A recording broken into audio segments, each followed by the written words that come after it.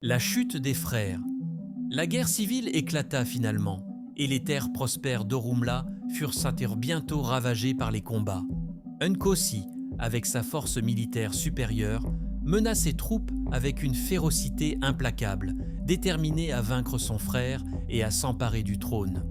Zuberi, bien que moins fort militairement, utilise son intelligence stratégique pour organiser des embuscades, des négociations secrètes et des alliances avec d'autres royaumes. Les batailles furent longues et sanglantes, et à mesure que les semaines se transformaient en mois, les pertes s'accumulaient de chaque côté. Les champs autrefois fertiles étaient désormais des terres stériles, jonchées de corps sans vie, et les villages autrefois animés étaient réduits en cendres. Le trésor sacré, qui aurait dû être une bénédiction, était devenu la source de leur malheur. Un jour, après une bataille particulièrement dévastatrice, Nkosi et Zuberi se retrouvèrent face à face sur le champ de bataille. Leurs armées respectives étaient épuisées, et eux-mêmes étaient physiquement et moralement à bout. Sous un ciel orageux, les deux frères échangèrent un regard chargé de haine, mais aussi de tristesse. « Est-ce ainsi que cela devait se terminer, frère ?» exigea Zuberi, la voix brisée par le chagrin. Nkosi, le visage durci par la colère, répondit « Tu as toujours été faible, Zuberi.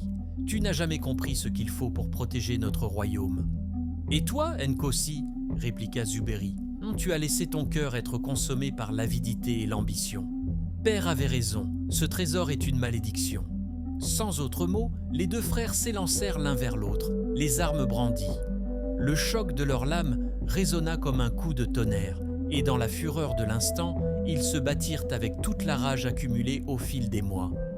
Ce fut un combat acharné, sans merci, où chaque coup porté était chargé du poids de leur héritage, de leur fierté et de leurs erreurs.